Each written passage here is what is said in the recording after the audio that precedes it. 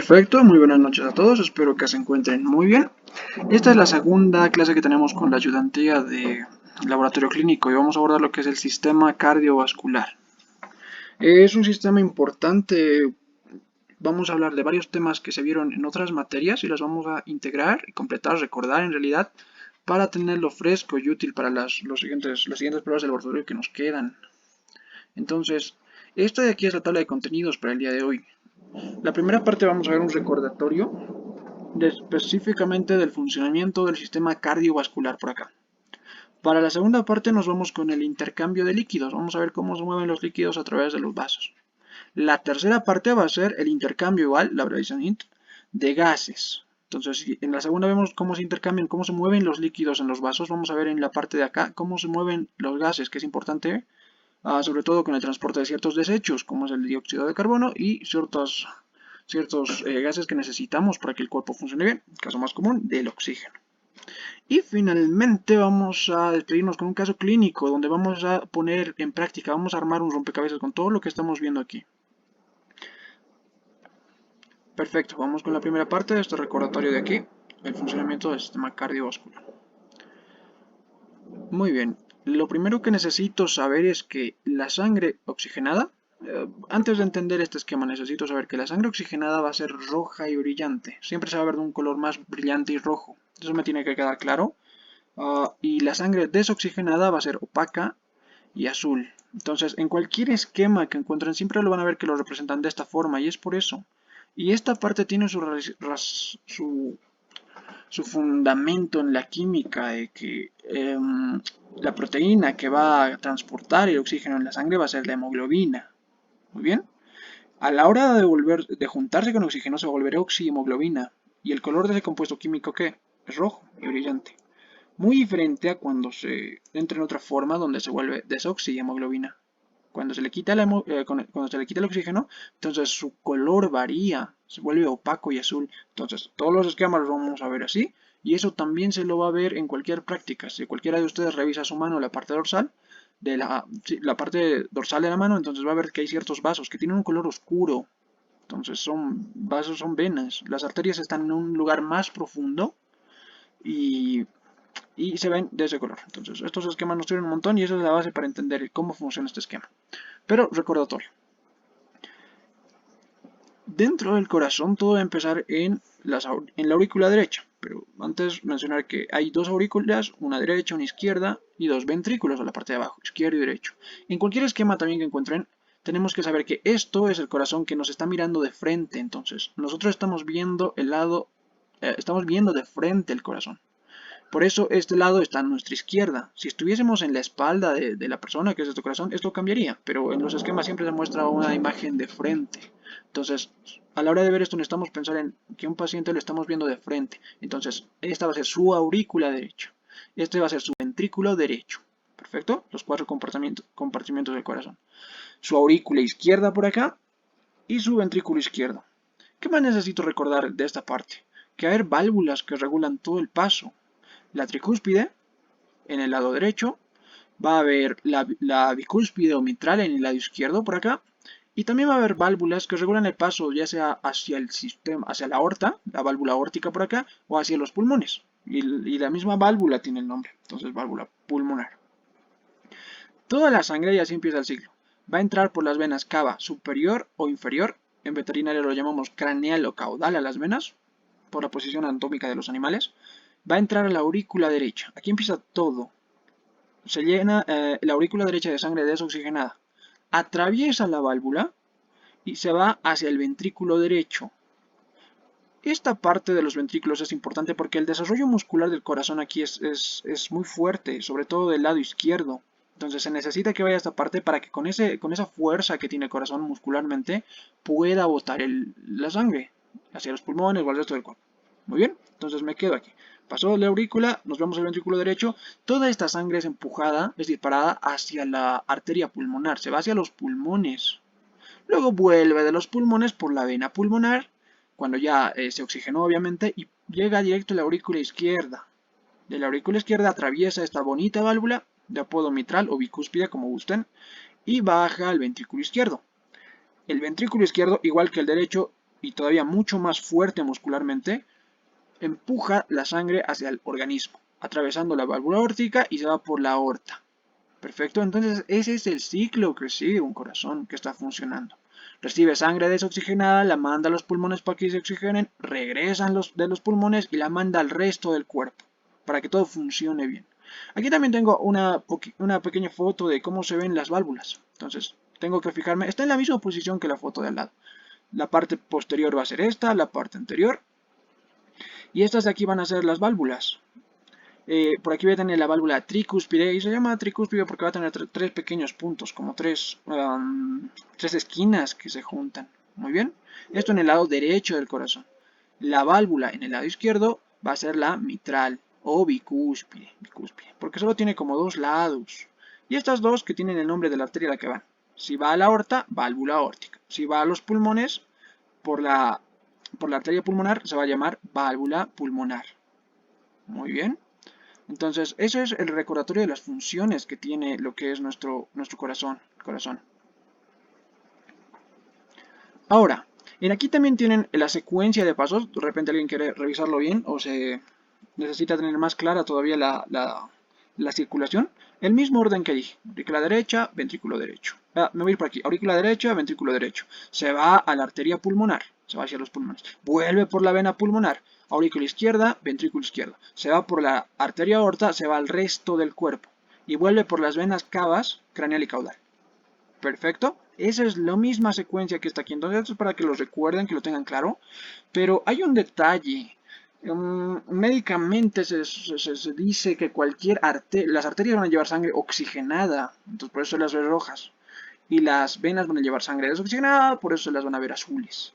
Entonces, hay una pequeña excepción cuando revisamos los pulmones, porque pasa que esta arteria se llama arteria pulmonar, debería llevar bajo esa regla lo que es sangre oxigenada, porque es una arteria. Pero, curiosamente, esto se invierte cuando hablamos de los pulmones. Entonces, la arteria lo que va a hacer es llevar sangre desoxigenada y la que vuelve oxigenada la trae la vena pulmonar. Muy bien, esa excepción solo sucede aquí en esta pequeña circulación. Entonces, para que nunca se les vaya esto de la cabeza, es que tienen que saber que todo lo que está entrando al corazón va a ser arteria. Perdón. Todo lo que, esto está al revés, qué vergüenza. Todo lo que entra al corazón va a ser vena. Todo lo que está ingresando al corazón va a ser vena. Y todo lo que salga del corazón va a ser arteria. Esto está al revés. Cuando les pase la presentación lo voy a cambiar. Entonces, todo lo que entra al corazón es vena. Entonces, están entrando venas al corazón y están entrando venas también desde los pulmones al corazón. Y todo lo que, lo voy a marcar de otro color. Todo lo que sale del corazón va a ser arteria. Perfecto.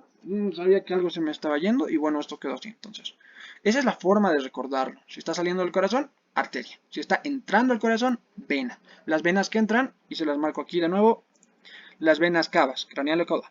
Las venas que entran, por acá, la vena pulmonar. Y las arterias que salen, ya sea la arteria pulmonar, que se ve a los pulmones, o la arteria aorta, que ve al resto del cuerpo. Esta de acá. Esta de acá. Muy bien, seguimos con esto. Los grandes vasos que veamos siempre se van a dividir en otras partes más pequeñas. Muy bien, esto también lo sabemos de que vamos a ver un poquito más rápido. Las arterias se van a dividir en arteriolas, luego en capilares, que son mucho más delgados y menudos. Luego esos capilares se empiezan a juntar para formar vénulas, que se vuelven venas un poquito más grandes y al final unas venas grandes. Entonces esto se vuelve como las raíces de un árbol, se distribuyen y luego vuelven a juntarse. Esta parte de aquí es bien importante y la vamos a detallar en adelante el por qué, porque en esta parte sucede todo el intercambio, sucede la magia que necesitamos ver y que necesitamos entender. Aquí también les pongo una imagen de lo que es la sangre arterial, tapaca, más roja, y la sangre venosa, que va a ser lógicamente mucho más oscura, que pasa que en muchas prácticas, la primera vez que un estudiante ve sangre venosa, de repente se asusta o ve y dice, ¿cómo es posible este suceso? ¿Y cómo es esto de mi sangre? Porque es así de un color muy oscuro. Muy bien, completamente normal, porque a la hora de tomar muestras estamos revisando siempre las venas. Les recuerdo que las arterias anatómicamente se encuentran más profundas porque trabajan a mayor presión, motivo por el cual, importante, si tuvieses un accidente y se rompe una vena, la sangre va a salir abundantemente, pero no a presión. La presión que manejan las venas es baja. Por eso, si te punzas de repente, tienes que jalar el émbolo de una aguja para que salga la sangre. Pero muy diferente a las arterias, que van a trabajar con una presión más alta. Entonces, si tú de casualidad te tuerces la pata y te empieza a salir sangre, va y te rompes una arteria, la sangre va a salir disparada, como en una peli, como con un pequeño chisquete, entonces, y eso a cualquiera que le pasa le asusta. Si tú estás revisando quirúrgicamente un animal y también al hacer tu proceso de cirugía cortas alguna arteria, vas a ver que la sangre sale con presión, sale como en una pequeña fuente, sale disparada la sangre. Entonces es importante saber eso donde tomamos sangre, siempre de las venitas porque es más fácil, están en la superficie. Y lógicamente, porque si te rompes una arteria, te va mal en la vida, te vas a te desangras de una manera que te puede asustar. Reitero, la proteína que transporta el oxígeno en la sangre es hemoglobina. Cuando tenga oxígeno, oxihemoglobina. Cuando no tenga oxígeno, desoxihemoglobina. Así se llama el compuesto que estamos formando. También se llama hemoglobina reducida, pero es más fácil desoxihemoglobina. Muy bien. Y esta es la que le da el color a la sangre porque en su composición tiene hierro. Y el hierro es rojito. Bien, seguimos viendo puntos que los tocamos anteriormente en otras materias, pero tenemos que tenerlos pendientes. Para esta parte ya me voy a centrar en los capilares y necesito recordar que las paredes de los capilares, de estas pequeñas estructuras que vimos aquí, de estas de acá, de los capilares, estos vasitos súper delgados, van a ser porosas. Aunque hay diferentes tipos de poros en cada tipo de capilar, en su mayoría son porosos, o sea, tienen espacio para que puedan intercambiarse sustancias. Muy bien. En esta parte de los capilares es donde va a suceder el intercambio, ya sea de líquidos o de gases. También, y me voy a la imagen de este lado, la velocidad a la que está recorriendo la sangre el sistema circulatorio va a ser baja. Y esto ahorita lo vemos por qué. De hecho, el motivo estaba para acá abajo. Pero me voy a mi gráfico de la izquierda porque necesito que vean aquí. Tengo un pequeño eje X y Y donde vamos a ver. Bueno, primero vamos a ver que hay diferentes tipos de vasos, desde arterias grandes, arterias pequeñas, arteriolas, capilares, vénulas, venas pequeñas y venas grandes. Muy bien. Y la velocidad la tenemos para acá. Entonces, ¿qué nos dice este gráfico? Todavía medida en centímetros por segundo. Este gráfico me dice que una arteria grande, como de la que sale del corazón, la poderosa aorta, la velocidad de movimiento va a ser rápida. Y mientras más se vaya ramificando y alejando del corazón, esa velocidad debe ir bajando. Entonces, como que todo se vuelve un poco más lenta la circulación. Muy bien. Pero llega a su punto más bajo en los capilares. Luego sube un poco para las vénulas y cuando se vuelve a juntar todo este conjunto de pequeños vasos sanguíneos en vasos grandes nuevamente, la sangre vuelve a tener una velocidad un poco más rápida. Esto es importante porque cuando todo esté a baja velocidad es fácil el intercambio de líquidos y gases. Entonces se realiza bien y se realiza en el tiempo, se le da el tiempo a las células para que puedan para que puedan trabajar e intercambiar todo eso. Pero el motivo de por qué esta velocidad baja tanto está aquí. Esta imagen me sirve para explicar que fíjate el diámetro de esta arteria. Vamos a ponerlo en términos más entendibles. Voy a suponer que el diámetro, o sea, el tamaño que va a tener desde un borde hasta el otro borde, la arteria de su círculo, va a ser, no pasa, pero bueno, 2 centímetros. En un ejemplo un poquito loco. Perfecto. Ese es el diámetro de esa arteria. Ahora, la suma de todos estos capilares es mayor. Individualmente los capilares son mucho más delgados y chiquitos, pero pasa que si tú agarras estos, los juntas y revisas el diámetro, es mucho mayor. Entonces en mi ejemplo loco voy a poner que esto suma 15 centímetros. Perdón por la letra. Pero bueno, esto es lo que pasa. Entonces, la suma de capilares tiene un área, un diámetro le voy a llamar en este caso, y un área también, ahora vemos la diferencia, mucho mayor. Y cuando más grande va a ser un tubo, un conducto, la presión va a bajar. la velocidad también va a bajar. Entonces lo que pasa en esto es que un ejemplo bien común, como cuando manejamos una manguera en casa o algo parecido, y de repente al jugar pones tu dedo en la manguera. Mientras más pequeña sea la puertita por donde está escapando un líquido, todo se mueve más rápido, va más fuerte. Pasa lo mismo en un río, en algo parecido. Mientras más grande sea ese conducto, pasa todo un poco más lento y a menor presión. Entonces fíjense que esto es importante. Y esto aumenta enormemente la superficie que necesitas para intercambio gaseoso. Entonces por eso necesitas que los capilares se abran y por eso baja la velocidad. Necesito saber también que el área transversal total, o sea, la suma de todos esos capilares y el área que forman es mucho mayor que la de cualquier otro vaso o de la suma que tengan iguales otros vasos. De hecho, el total es este dato de aquí abajo de 830 centímetros cuadrados.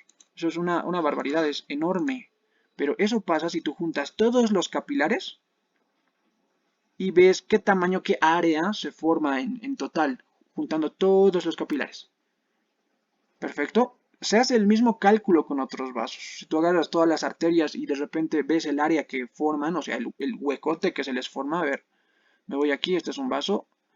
Yo necesito saber esto que está así súper marcado en amarillo. Quiero saber el área que va a tener ese círculo.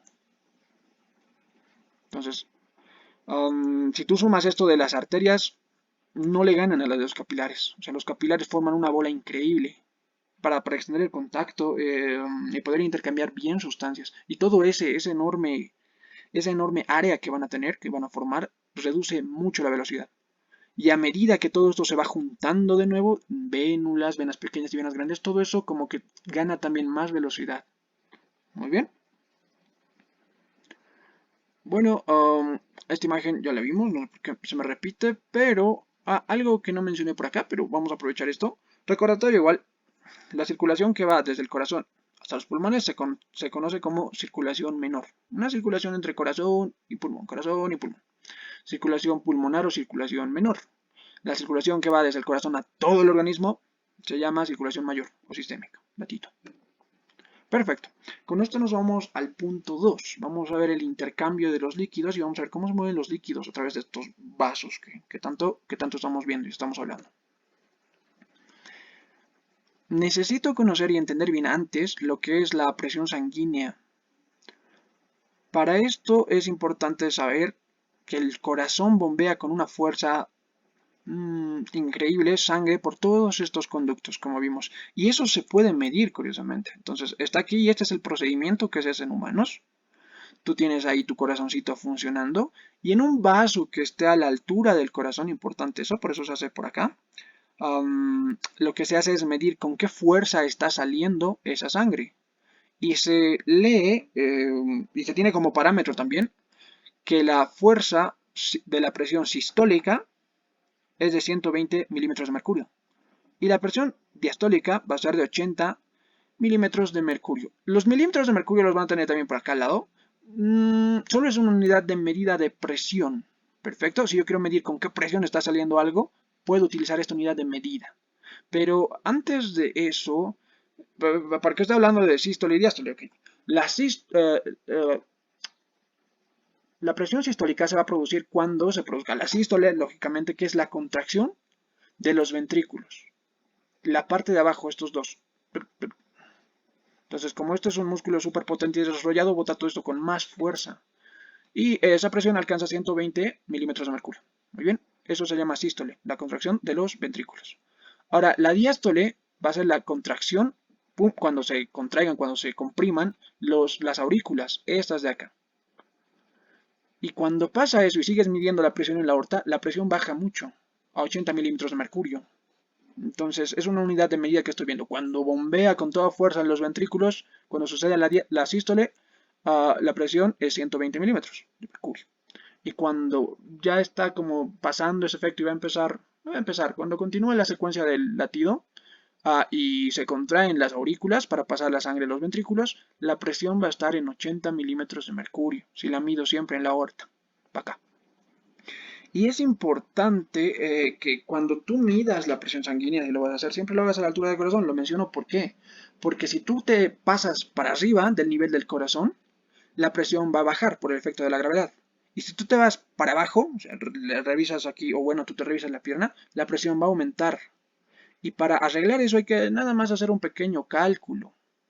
Vas a aumentar o reducir, eso no estoy seguro si es muy importante verlo, pero por dato nos sirve. Vas a aumentar o reducir 1 milímetro de mercurio por cada 1,36 centímetros que estés por encima o por debajo del corazón. 1 milímetro de mercurio, Hg, por cada 1,36 centímetros. Vas a aumentar o reducir para que todo esto vuelva a estar en su forma natural y que tú no estés alterando datos. Pero para ahorrarte el cálculo y no complicarte, agarra un vaso que está a la altura del corazón. Bien. Hay otros dos conceptos que tenemos que saber. Una es presión de perfusión y la otra presión transmural. La presión de perfusión no va a ser nada más que la diferencia, o sea, la comparación de la presión en un punto de un vaso, se le llama punto de entrada, y en otro, entre un punto y otro punto de un vaso. Entonces, si yo quiero saber la presión de perfusión desde que sale la sangre de mi corazón hasta que entra, me va a dar un dato. Y por aquí abajo está la fórmula, no es nada complicada, pero es un término que se utiliza en medicina. Es la presión de perfusión. Entonces tú comparas con cuánta presión empieza y con cuánta presión termina. A la que empieza le quitas la que termina. Presión de entrada menos presión de salida. Sencillísimo. Y eso te da la presión de perfusión. Desde 2 puntos de un vaso. Perfecto. Entonces aquí tenemos el cálculo que se hace, que tú puedes revisar. La presión de la aorta va a ir desde 120, vimos por acá, a 80. Ese es el parámetro. Y esto memorícenlo bien. Pregunta de examencito. Los límites son 120 y de 120 a 80 es el parámetro que tenemos. Con esa fuerza tendría que estar manteniéndose. Pero si sacas un promedio de todo esto, te va a dar 98. No un promedio de aquí, ¿no? Porque lógicamente esto es 100. Sino que se altera un poquito el promedio calculando un par de detalles más. Y me da que es 80. Digo, perdón, 98 milímetros de mercurio. El dato que tengo ahí. La presión en la aorta. Entonces, con esa presión, fíjate, en promedio está saliendo la sangre de tu corazón.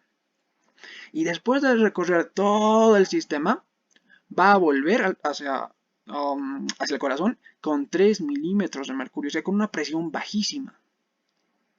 Y si quieres calcular la presión de perfusión, o sea, la presión que hay entre un punto y el otro punto, vas a ver que es nada más 98 menos 3. Eso me da 95. Dato también, esto no te lo, esto seguro les voy a preguntar cuál es la presión de perfusión entre la aorta y la vena cava. Entonces, datito importante saber eso. Y de hecho, en cualquier libro que lo revisen siempre van a encontrar esta presión de perfusión. Y hay que tener el concepto claro. Incluso utilizan otros vasos, no siempre este vaso. Te dice presión de perfusión en tal punto fue tal, la presión en tal vaso fue tal, la presión al final de ese vaso fue tal. ¿Cuál es la presión de perfusión? El cálculo es sumar ni sumar, una resta simple. Pasa lo mismo con la respiración, con la circulación menor, con la chiquita. Perfecto, entonces también puedo medir esa presión con la que sale la sangre del corazón hacia los pulmones. Entonces solo tengo que revisar la presión o conocer la presión. En promedio, ojo con esto porque el parámetro es otro, en promedio con la que va a salir desde el corazón hacia la arteria pulmonar. No se olviden que todo lo que sale, en esta ocasión, todo lo que sale del corazón es arteria y todo lo que entra al corazón es vena. Perfecto, entonces esta mira que está transportando sangre desoxigenada, pero es una arteria. Entonces, como este es el lado del corazón y si de hecho, bueno, ahorita hablamos de eso. Si medimos esta presión de aquí de la arteria pulmonar me da 13 milímetros de mercurio, mucho más baja, porque va a volver rapidito y el lugar es cercano, entonces no necesita tanto esfuerzo como el otro. Y cuando regrese la presión en la vena pulmonar, o sea, la que está regresando por acá, va a ser de 5 milímetros de mercurio. Si yo quiero calcular también esa presión de perfusión, la presión que hay entre un punto y otro de un vaso sanguíneo, solo hago una resta. El punto de inicio, 13, menos el otro, 5. Eso me da 8. Y esa es mi presión de perfusión entre estos dos vasos. Para eso se utilizan estos cálculos. Después, importante, si ya tuvieron, no sé si gusto o disgusto, depende de la situación de revisar o realizar la necropsia animal y llegar hasta el corazón, van a ver que el lado izquierdo, el ventrículo izquierdo, esta parte de aquí siempre está súper desarrollada. De hecho, cuando comas un pollito, aunque no te lo dan si vas a pues, Copacabana o algo, si comes un pollo y ves que tiene su corazón, te lo dejaron como nudencia y lo abres, fíjate el lado izquierdo, lo vas a reconocer así, su musculatura es enorme, muy fácil de ver en un corazón de pollo. La musculatura de este lado izquierdo es enorme, enorme, está súper desarrollado porque ese necesita enviar sangre a todo el cuerpo y es un circuito largo. Entonces, la pared muscular del lado derecho va a ser mucho más delgada y te digo, súper apreciable en un corazón de cualquier animal. Entonces, la técnica para distinguir eso también es fijarse, saber que este necesita una fuerza increíble y los músculos están muy desarrollados. Muy bien. Entonces, esa es la forma de calcular presiones. Los datos los tenemos ahí en promedio y por si necesitas para algún dato para conocer la relación que hay entre un punto de un vaso y otro, la presión de perfusión. También existe otro dato que se llama conocido como presión transmural. Esto es un concepto un poquito más fácil porque solo es el cálculo de la diferencia de la presión que hay dentro de un vaso y la presión que hay fuera. Entonces, si tú quieres saber la presión transmural a través del muro, solo tienes que saber qué presión está manejando este vaso adentro y qué presión qué presión hay afuera. Entonces, eso te da un dato importante. Y esto de presiones es importante porque dirigen a dónde se va a ir el líquido. De hecho, es parte de la fisiología de todo el sistema cardiovascular y cómo funciona. Pero esto de presiones es importante porque nos abre la puerta a entender las fuerzas de Starling, concepto súper importante. Ahora sí vamos a ver, conociendo el concepto anterior, cómo se mueve un líquido dentro de un vaso. Mira, existen dos fuerzas de Starling, le dio obviamente su apellido, el que hizo una ecuación sobre esto para calcularla. Y lo que vamos a ver es que existen dos, se les llama fuerzas de Starling, pero van a ser dos pequeños datos, dos datos de presión que nos sirven para calcular hacia dónde se van a mover los líquidos, de ahí que tenga su nombre. El primer dato es la presión hidrostática. Fíjense, este es el flujo de sangre. Este es un pequeño capilar. El flujo va para abajo, está yendo en esta dirección. Y por acá tengo la presión hidrostática, que hace que la sangre busque salir. Ahora vamos a detallar qué es la presión hidrostática. Y la otra fuerza de Starling, dentro de este pequeño cálculo, es la presión osmótica. O presión oncótica también, mucho bonito. Otros manejan que es lo mismo, presión coloidosmótica. Pero el más formal, pero yo es oncótica. Pero si le llaman osmótica, no hay lío. Si le llaman coloidosmótica, perfecto, que es lo mismo. Entonces, ¿qué es la presión hidrostática? Ok, recordad que hay una fuerza con la que la sangre va a salir del corazón. Y esa fuerza, ese empuje, va a impulsar a la sangre a querer salir de los vasos. Va a empujar hacia el líquido para que vaya fuera de estos capilares. Entonces, esa presión, ojo, que estamos midiendo desde hace rato, y a esa presión se le llama presión hidrostática. Es presión, pero en realidad es como un empujón que hace que quiera salir de los vasos porque está viniendo con impulso de la sangre. Esa es una de las fuerzas de Starling. La segunda va a ser la presión osmótica. Necesito saber que muchas moléculas y pequeños otros, ¿cómo le llamamos? Electrolitos, se gustan llamarle, como el sodio y el cloro, atraen duro el agua. Entonces, muchas moléculas, en especial proteínas, nos dice aquí las proteínas son buenísimas para esto, son osmóticamente activas. Con osmóticamente activa se refiere a que va a atraer agua. Y eso mismo nos dice aquí, atraen líquidos, específicamente agua. Bien, entonces, dentro de este pequeño vaso va a haber un montón de compuestos. En este caso vamos a mencionar nada más proteínas. Estas proteínas van a atraer el agua. Sí, sí, sí. Y en otras clases también lo vamos a mencionar. El sodio es una cosa bárbara para atraer agua. Es la base del funcionamiento del sistema renal para que todo se absorba bien y que toda la distribución de líquidos en un organismo pase bien. El sodio es re indispensable. Pero también juegan un papel bien importante lo que son las proteínas. Y particularmente las proteínas en este caso lo que van a hacer es que no se van a salir del vaso, porque todo sistema quiere estar en equilibrio. Entonces, lógicamente, si esta membrana de aquí, las paredes de mi vaso fuesen permeables, ciertas proteínas saldrían y agua entraría hasta que ambos se queden equilibrados, porque eso es lo que quiere naturalmente esta pequeña reacción química, busca el equilibrio. Pero como esto no va a dejar pasar las proteínas que son grandes, eso, en su defecto, vamos a meter más agua para adentro. Muy bien. Entonces, eso es lo que hacen. La hidrostática quiere que todo salga porque viene con fuerza. La presión osmótica atrae todo el agua, bueno, una buena cantidad de agua, porque las proteínas que vamos a tener en la sangre van a ser osmóticamente activas, atraen agua. Entonces, estas dos compiten. Y ese es el fundamento de que pase todo esto del intercambio de líquidos. Fíjate que en el extremo arterial, por esa presión hidrostática, por esa fuerza con la que viene, todo sale. Y como todo se va volviendo lento y la presión baja, al final esa presión no puede compensarse y todo vuelve a entrar. Ojo que una cierta parte se va al sistema linfático, muy útil todavía para absorber ciertos compuestos, en especial grasa, y como un filtro de enfermedades, pero esto es lo que pasa. Ese es el motivo por el que el líquido sale, porque hay fuerzas, que son las fuerzas de alguien, que están jugando aquí un papel importante.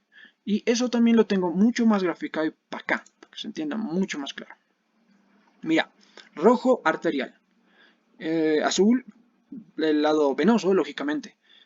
Y aquí hay mis dos presiones que necesito para esto. La presión hidrostática, la fuerza con la que viene y con la que quiere moverse, con la fuerza que empuja hacia afuera todo este líquido.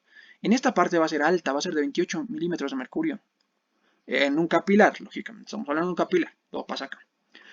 Y mientras más se vaya ramificando todo y luego vuelva a juntarse esa presión, esa fuerza con lo que se está moviendo todo va a bajar hasta 10 milímetros de mercurio. Sí, seguimos hablando de lo mismo. Y en un punto pasa que la presión oncótica o presión coloidosmótica va a ser mayor que esa fuerza que está empujando para afuera. Entonces, fíjense que al inicio esa fuerza que empuja para afuera, la hidrostática, bota varias cosas de líquido para afuera. Pero a medida que vaya avanzando y la presión hidrostática reduce, la presión de estas proteínas que atraen agua empieza a surtir efecto. Fíjense cómo se mantiene constante, porque no estoy perdiendo proteínas en este transcurso, siguen en mis capilares. Entonces, en un punto, esta presión oncótica o coiloidosmótica, la presión que van a tener estas proteínas para atraer agua, va a ser mayor a la fuerza que está sacando todo esto. Entonces, lógicamente, vamos a mover el agua para adentro. Muy bien, porque estas proteínas están ejerciendo más presión que ese empuje que venía. Entonces fíjense que todo ya se va para adentro, para adentro, para adentro. Y así es como pasa. Y así es como se mueve un líquido a través de la sangre. Muy bien. Importante saber las fuerzas de Starling, también es una pregunta de examen. La presión hidrostática y la presión oncótica. Que adelante también vemos para que me sirva. Bien. Ahora nos vamos al intercambio de gases. Entonces ya vimos la parte de líquidos del sistema cardiovascular. Vamos a la parte del intercambio de gases de este mismo sistema. Ok, los gases se van a mover por difusión, lo que significa, en realidad muchas cosas se mueven por difusión, buscando su equilibrio, muy bien, así lo traduciremos. La difusión no es nada más que el movimiento de...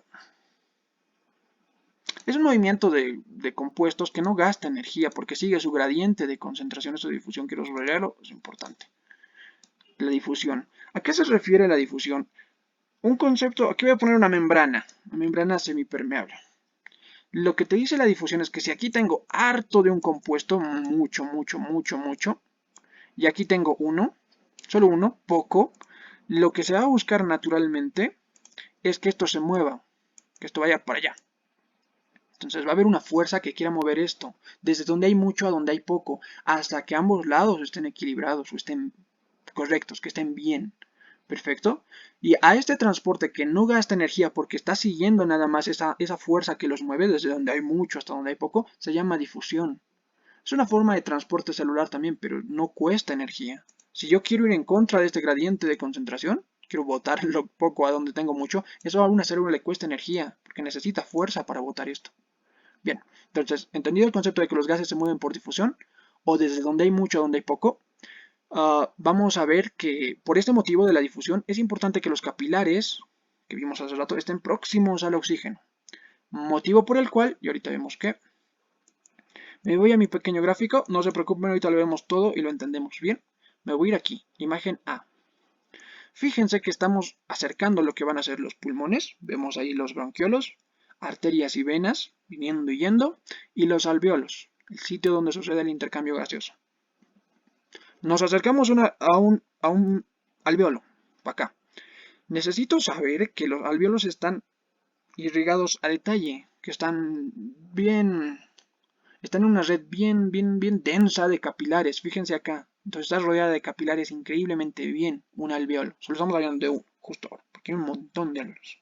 Muy bien, los capilares para aquí están súper, ¿cuál sería la palabra? Súper llenos, súper concentrados. Y ahora me voy a ir a esta parte de aquí, fíjense. Quiero ver más a detalle un lugar más chiquitito. Quiero ver un capilar al lado de un alveolo y pasa esto. Pasa esto de aquí. Mira, estoy viendo el alveolo por aquí en la pared alveolar, donde hay oxígeno, donde está entrando aire al respirar. Y el capilar tiene que pasar justo al lado, lo más cerca posible, porque esta difusión mueve moléculas de un lugar a otro, pero necesitan, para que todo sea más rápido y eficiente, que estén cerca. Entonces, como un promedio de medida, esto de 10 micrómetros es una pequeña escala nada más, un promedio de medida, la distancia, y es pregunta igual importante, anótenla, entre un capilar, entre la pared de un capilar y la pared alveolar es en promedio 2 micrómetros. Y eso también lo tenemos anotado por acá. Mira, 2 micrómetros. La distancia alveolar entre un capilar y un alveolo es 2 micrómetros. Súper chiquita esta distancia, este espacito de aquí. ¿Y eso se necesita para qué? Para que por difusión, un lugar donde tiene harto oxígeno vaya a un lugar donde hay poco oxígeno. Y todo esto se mueva. Y de un lugar donde hay harto dióxido de carbono se vaya a un lugar donde hay poco dióxido de carbono, entonces todo esto sale, todo quiere seguir su equilibrio, todo quiere seguir su rumbo, quiere seguir, la química siempre busca un equilibrio, ¿muy bien? Entonces ese es el fundamento de este intercambio.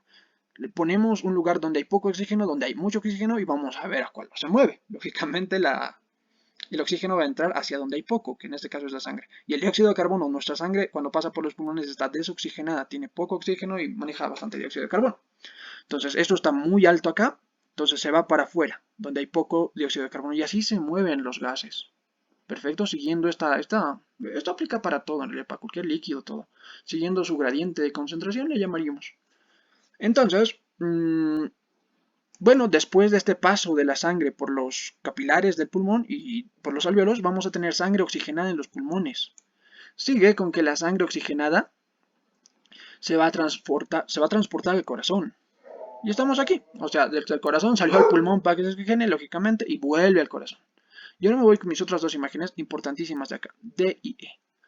Este corazoncito, como dijimos hace nada, empuja la sangre a todo lado.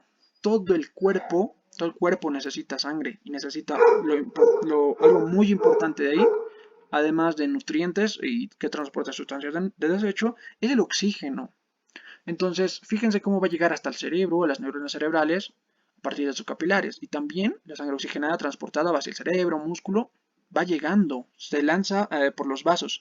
Y luego ese intercambio, ojo que se transporta por flujo masivo, o sea, se está enviando con fuerza. Pero este intercambio se hace por difusión.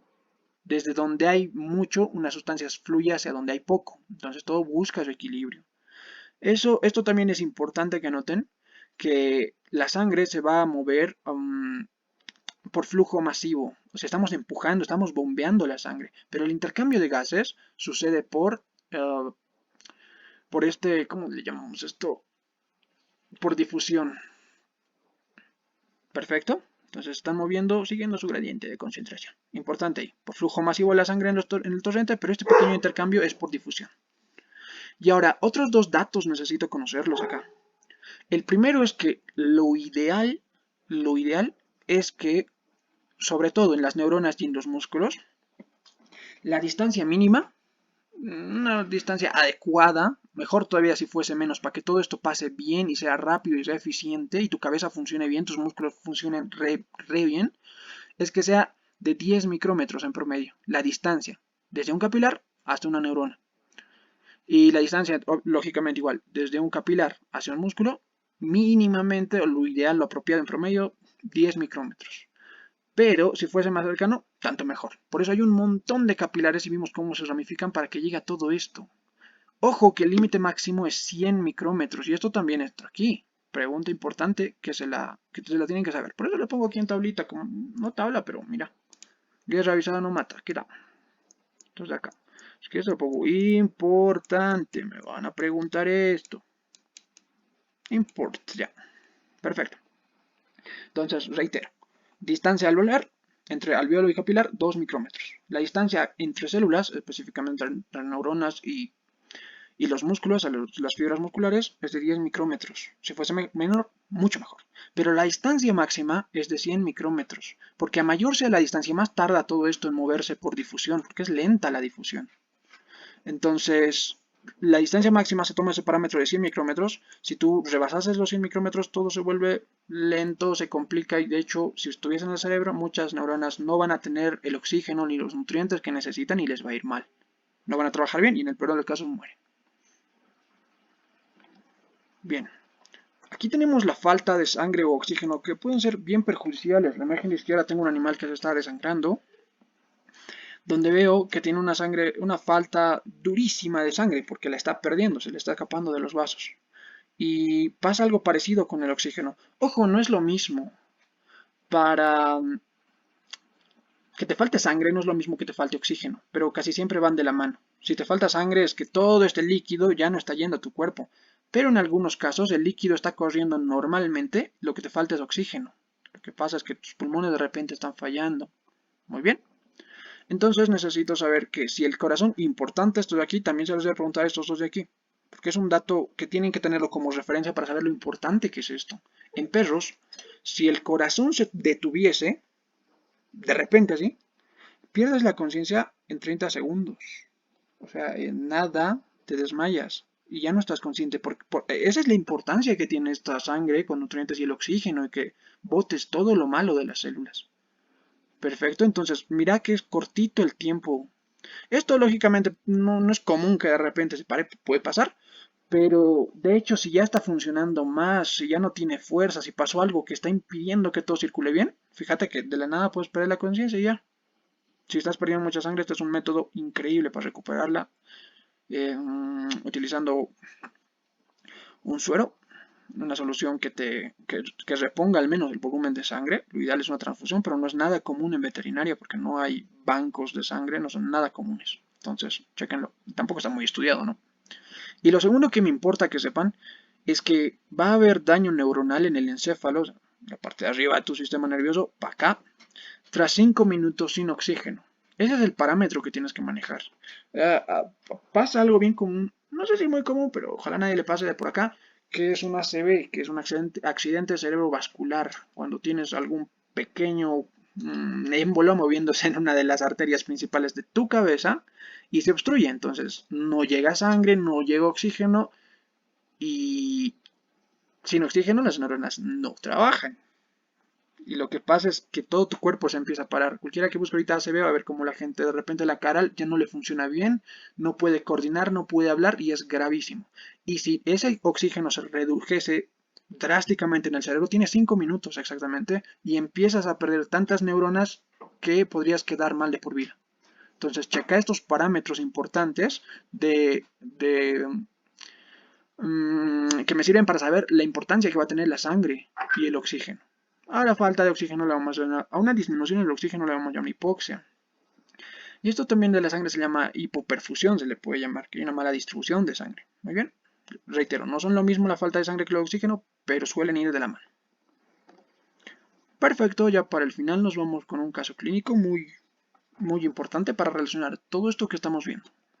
Ok, tengo aquí la historia, un pequeño contexto de todo lo que está pasando.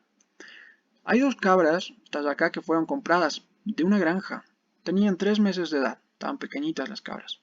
No hubo ningún problema hasta que han cumplido los 6 meses, donde una de las cabras, esta de aquí, se nos pone súper débil, se nos pone súper mal por algún motivo. Y presenta, chequen, revisando primero, no nos vamos directo al tratamiento, sino a la ciega. A ver, meterle 10 antibióticos y que uno de ellos funcione. No. Entonces, revisamos qué tenía. Y vemos que hay tenemos algunos síntomas y signos que nos dan debilidad del animal. O sea, el animal está cansado, está débil, está sin fuerza. Cansancio extremo por acá también, demasiado. Va a tener un menor tamaño y peso. Las frecuencias respiratoria y cardíacas están aumentadas. Eso revisándolo así. Algo animal le pasa. Va a tener una fiebre o un incremento de la temperatura ligero.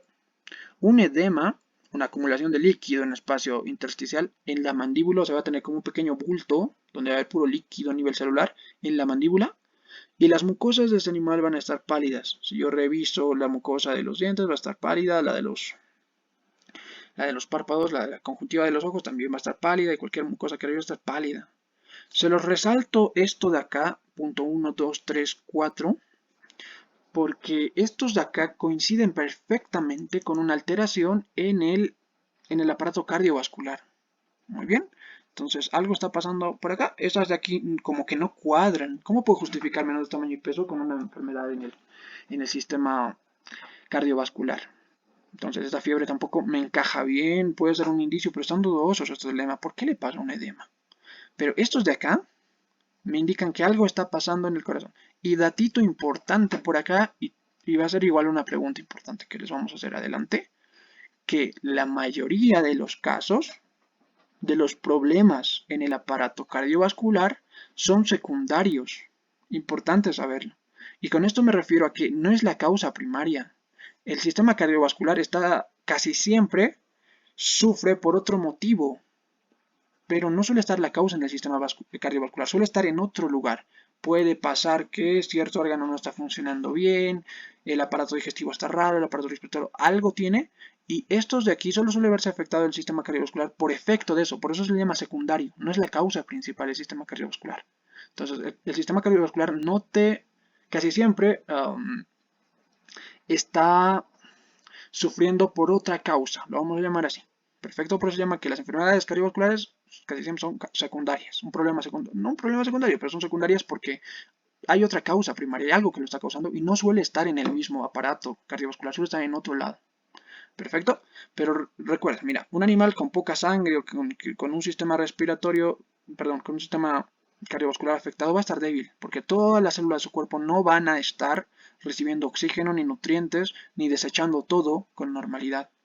La frecuencia respiratoria y la cardíaca siempre se van a elevar cuando hay un problema, casi siempre de uno de estos dos porque igual van de la mano, porque primero el corazón va a tratar de bombear, trata de compensar, trata de salvarte la vida. Entonces aumenta la frecuencia, bombea más fuerte y más rápido para que ese problema en el sistema cardiovascular como que pase, que tú sobrevivas a eso. Y la respiratoria también, porque si el flujo sanguíneo se altera, tú estás botando o moviendo poco oxígeno. Entonces los pulmones hacen un intento para poder oxigenar mejor la sangre y respiras mucho más rápido. Fiebre, no sé por qué. Edema, no sé por qué. Y las mucosas pálidas son bien clásicas, porque si tú revisas la mucosa de un animal, tenemos una condición, tenemos un pequeño test que hacemos que es el tiempo de relleno capilar, donde tú una mucosa la presionas, vacías o exprimes ahí todos los capilares, y luego quitas tu dedo y ves en cuánto tiempo se vuelve a poner rosadito. El promedio es de 1 a 2 segundos, eso es lo normal, pero cuando una mucosa está pálida, tú presionas una mucosa, la sueltas y tarda mucho en volver a su color normal, se queda mucho más pálida y blanca. Entonces fíjate que la mucosa siempre te va a indicar que hay un problema. Perfecto, ¿a qué? Por eso es la importancia de revisar también. Veo la mucosa pálida y me da también esto un indicativo de que no está fluyendo bien la sangre, está pasando algo por acá. Bien, después de hacer ese examen clínico, solo revisando ahí, vamos al laboratorio para ayudarnos un poquito. El diagnóstico clínico, o sea, viendo todo aquí, puede ser lo más probable que tengo en mente es una anemia. No está teniendo suficiente sangre. Todo el anterior cuadro de síntomas y signos me dan como probable una anemia. Entonces, vamos a revisarla al tiro en el laboratorio para confirmar. Y lo que se comprueba, nos dice aquí, viendo que tenemos un hematocrito, o sea, una cantidad de glóbulos rojos muy baja, que es del 12%. Con esto de hematocrito se refiere a que aquí hay una pequeña cantidad de células y el resto es puro plasma. Entonces le faltan células. Luego también en este mismo análisis me voy a bioquímica sanguínea, reviso que las proteínas plasmáticas van a estar bajas, están en 4 gramos sobre decilitro por decilitro. Cuando el promedio suele ser entre 20 y 30. Perfecto, están re bajas las proteínas que tiene la sangre del animal. Y hace rato hablamos de la importancia de las proteínas por la presión oncótica. Y bueno, también preguntando, vemos, esto iba adelante, ¿no? Pero vemos que el animal no había tenido un calendario sanitario, o sea que no estaba ni desparasitada ni vacunada, importante, pero sobre todo esto de los parásitos. Entonces, en base a esto también hacemos un diagnóstico de heces fecales en el animal, porque si no está desparasitado, como que cuadra perfectamente. Sabemos que estos gusanos suelen alimentarse de sangre y no sería nada raro que eso te esté bajando la cantidad la cantidad de glóbulos rojos y se los esté comiendo. Entonces, tú revisas las heces del animal y encuentras algo bonito. Encuentras huevos de Munchus y Ostartagia. Entonces ya tienes aquí la causa de, mira, esto de aquí, ¿qué es? Entonces, este es el problema que estaba con mi pequeña cabrita. Y ahora relaciono todo, porque es bien importante armar esto como un rompecabezas perfecto. Vas a ver que siempre todo cuadra, todo tiene sentido. Nada es aleatorio. La debilidad encaja perfecto con la falta de sangre o anemia. Si no tienes sangre, no funcionas bien. El cansancio extremo igual, todo tu cuerpo está débil, no está recibiendo nutrientes ni oxígeno suficiente. El menor tamaño y peso era desconocido, pero cuadra bien con esto de los parásitos, porque los parásitos se alimentan de tu comida. Tú estás comiendo tranquilo, la mitad para tu parásito, la mitad para ti, y al final tu cuerpo se queda con poco. Entonces coincide. La frecuencia cardíaca y respiratoria dijimos hace rato, es un intento del cuerpo de compensar la falta de glóbulos, entonces mandamos todo más rápido, más sangre y la oxigenaremos lo mejor posible. Cuadra con anemia, la falta de sangre. La fiebre ligera también me da encaja con anemia porque al irse rompiendo tanto los glóbulos y estar creando más glóbulos rojos, eso produce un incremento de la temperatura. Perfecto. El edema debajo de la mandíbula, algo que todavía no entendíamos bien por qué, se explica en nada aquí gracias a la presión oncótica. Pero bueno, me voy al último antes de explicar esto. Las mucosas pálidas cuadran también con anemia. Una mucosa pálida siempre te dice que ese animal no tiene la sangre suficiente, que no está corriendo bien la sangre o que algo le está pasando. La anemia es la falta de sangre, ¿no? O de glóbulo rojo, de volumen sanguíneo o de hemoglobina. Entonces algo está pasando ahí. Y veo que cuadra perfectamente, está pálido. Datito aquí importante, la mucosa está pálida, no está, ¿cómo la llamamos? No está azulada, no está pigmentada de azul. Si ese fuese el caso, si estuviese cianótica o pintada de azul, sospecharíamos de que lo que falta es oxígeno, no necesariamente sangre, pero fíjense que está pálida, entonces no hay sangre. Importante relacionar eso. Luego, también aquí ya tengo todo esto bien interpretadito. Menor tamaño y peso coinciden bien con un tipo de parásito porque estaba comiendo su comida. El edema, y eso es bien importante, se explica por la pérdida de proteínas debida a la pérdida total de sangre, no solo del glóbulo rojo. ¿Qué nos dice esto? Que ese edema, esa pequeña bola que se le ha formado debajo del cuello donde hay un montón de líquido entre el espacio intercelular o intersticial, se forma porque estás perdiendo proteína. Y como dijimos hace rato, primero el parásito se está comiendo toda tu sangre, no solo glóbulo rojo. Entonces se mete un montón de glóbulos rojos de tu comida, de todos los lípidos, de toda la glucosa que estaba corretando por ahí. Y entre eso también se va comiendo las proteínas que estaban en tu sangre. Si tú pierdes mucha proteína, tu sangre se queda obviamente sin proteína, pero pierdes esa presión oncótica que ejercían. No te olvides que estas proteínas jalaban, atraían agua. Si tu sangre no tiene estas proteínas, ya no atrae agua y el agua se queda suelta en los tejidos. Entonces ya no puede regresar y se acumula en los tejidos. ¿Perfecto? Entonces el edema explica por la pérdida de presión. Con la pérdida de proteínas. Algo de la presión oncótica igual le voy a preguntar sobre esto, sobre todo, porque se forma un edema en un caso de parasitosis, algo parecido, y por la pérdida de proteínas.